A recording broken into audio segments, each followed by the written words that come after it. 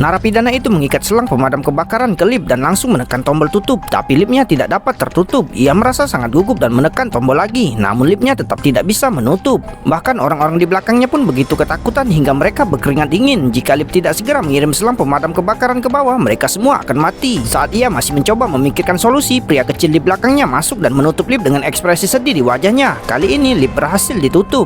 Saat lift perlahan turun, selang pemadam kebakaran segera ditarik lurus dan mereka semua segera mencari sesuatu untuk menutupi diri karena mereka harus menggunakan lift dan pipa air untuk membuka jendela keamanan. Mereka takut pipa yang rapat akan melukai mereka. Saat pipa air dikencangkan, jantung mereka berdebar kencang. Lalu dengan keras jendela keamanan langsung terbuka dan semua orang langsung merasa lega.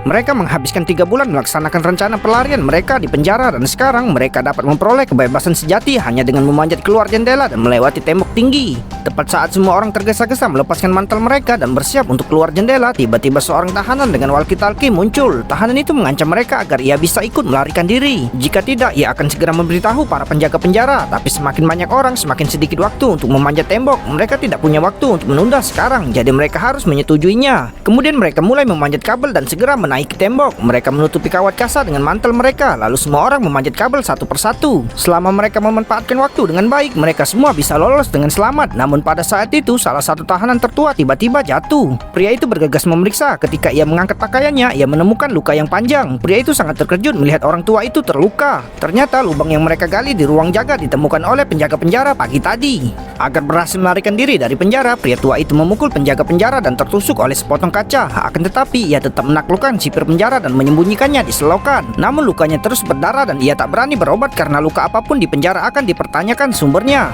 Semua orang terus memanjat kabel dengan cepat dan baru setelah pria tua itu benar-benar berhenti bernapas, pria itu memanjat kabel dengan rasa sakit yang luar biasa.